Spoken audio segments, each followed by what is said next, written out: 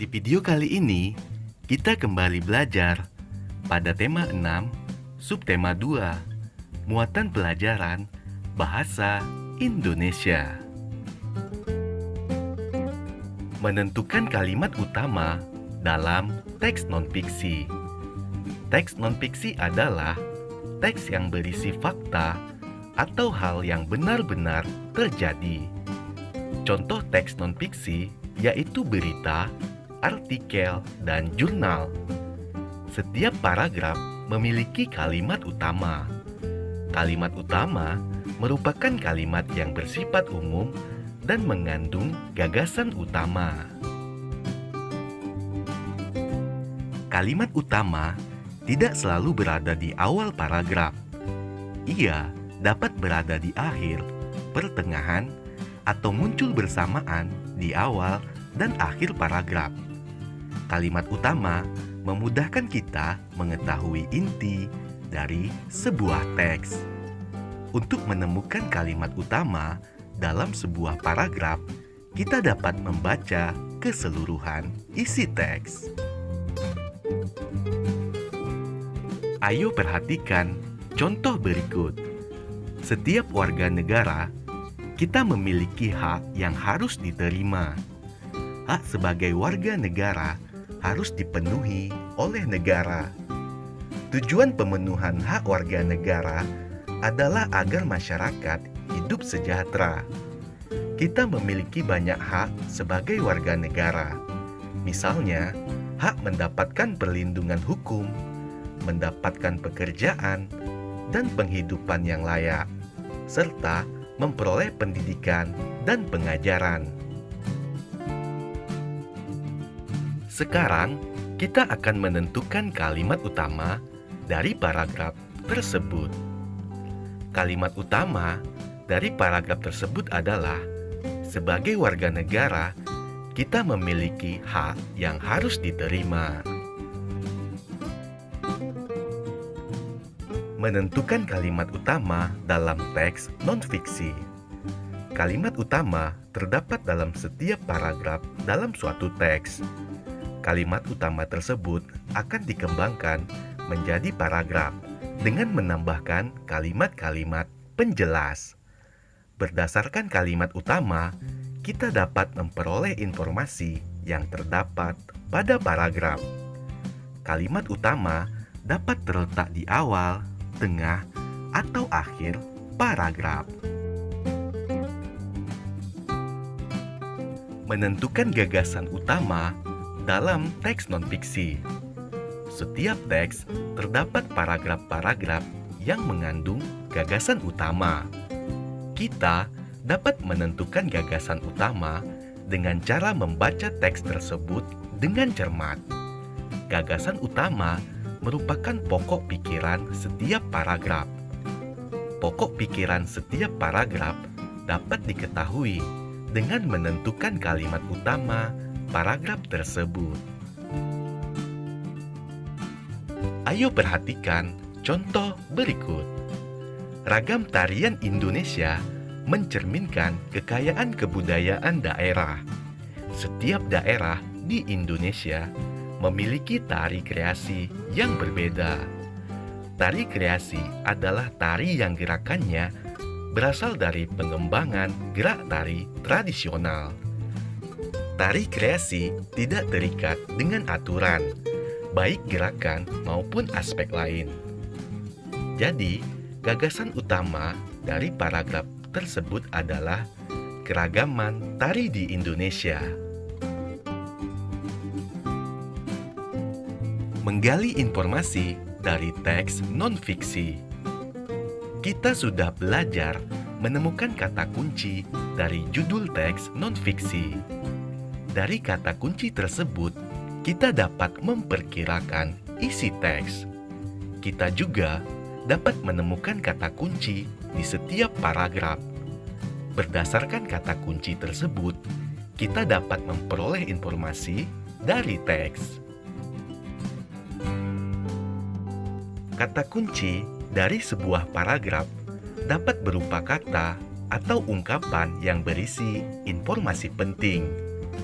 Kita dapat membuat peta konsep dari kata kunci yang terdapat di setiap paragraf. Peta konsep tersebut menggambarkan informasi dari teks yang kita baca. Ayo perhatikan contoh berikut. Makanan sehat untuk pertumbuhan. Siswa kelas 6 sekolah dasar dapat dikatakan berada pada masa pertumbuhan yang sangat penting. Pertumbuhan dipengaruhi oleh banyak hal. Salah satunya adalah makanan. Makanan yang sehat sangat diperlukan untuk pertumbuhan badan. Judul teks tersebut adalah Makanan Sehat untuk Pertumbuhan. Kata kunci pada judul yaitu makanan, sehat, pertumbuhan. Sedangkan untuk kata kunci paragraf di atas yaitu pertumbuhan.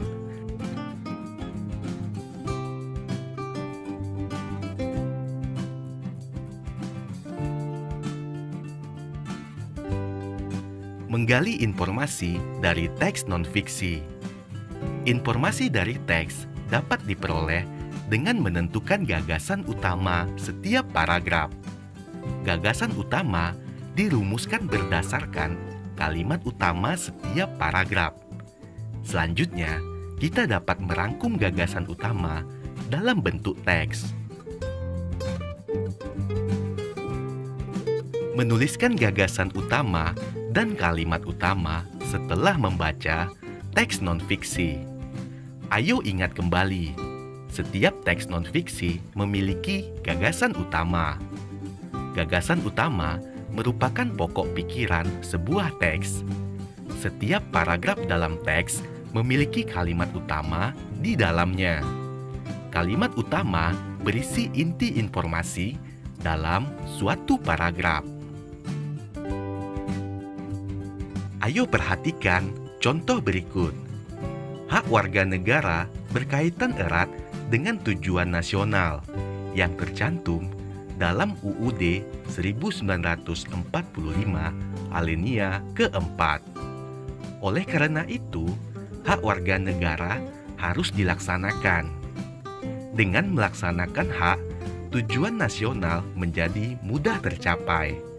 Sebelum melaksanakan hak, kita terlebih dahulu melaksanakan kewajiban. Kalimat utama pada paragraf tersebut adalah hak warga negara berkaitan erat dengan tujuan nasional yang tercantum dalam UUD 1945 alinea keempat. Jadi, kalimat utamanya berada di awal. Sedangkan untuk gagasan utamanya yaitu hubungan hak warga negara dan tujuan nasional.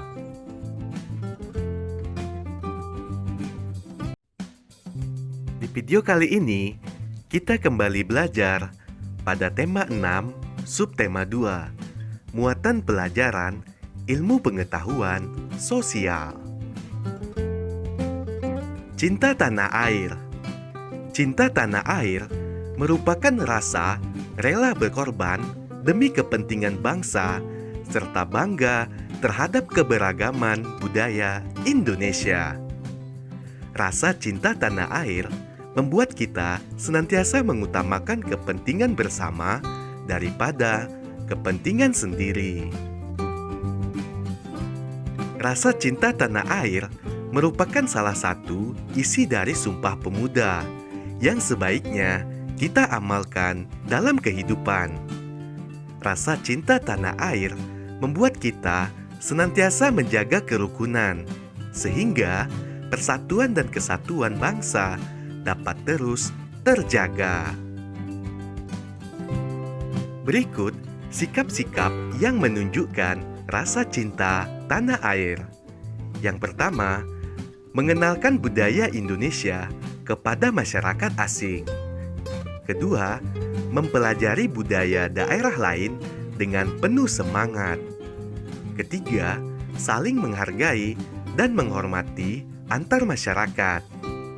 Keempat, mengutamakan kepentingan bersama daripada kepentingan sendiri. Dan yang kelima, menghargai pendapat orang lain saat musyawarah atau diskusi kelompok.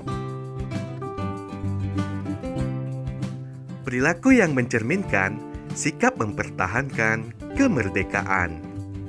Mempertahankan kemerdekaan dapat ditunjukkan dengan sikap yang dicerminkan melalui perilaku. Ayo kita pelajari sikap mempertahankan kemerdekaan dan perilaku yang mencerminkannya berikut ini. Sikap mempertahankan kemerdekaan seperti cinta tanah air, membina persatuan dan kesatuan, dan rela berkorban. Perilaku yang mencerminkan sikap mempertahankan kemerdekaan, cinta tanah air, melestarikan budaya bangsa, hidup rukun dan gotong royong, menjaga kelestarian lingkungan, menuntut ilmu dengan sungguh-sungguh, menciptakan kerukunan antar umat beragama. Selanjutnya, perilaku yang mencerminkan sikap membina persatuan dan kesatuan, berteman dengan siapa saja, tidak memaksakan kehendak orang lain, membersihkan lingkungan bersama-sama, mau mempelajari kesenian dari daerah lain, kemudian menolong siapa saja tanpa membedakan suku.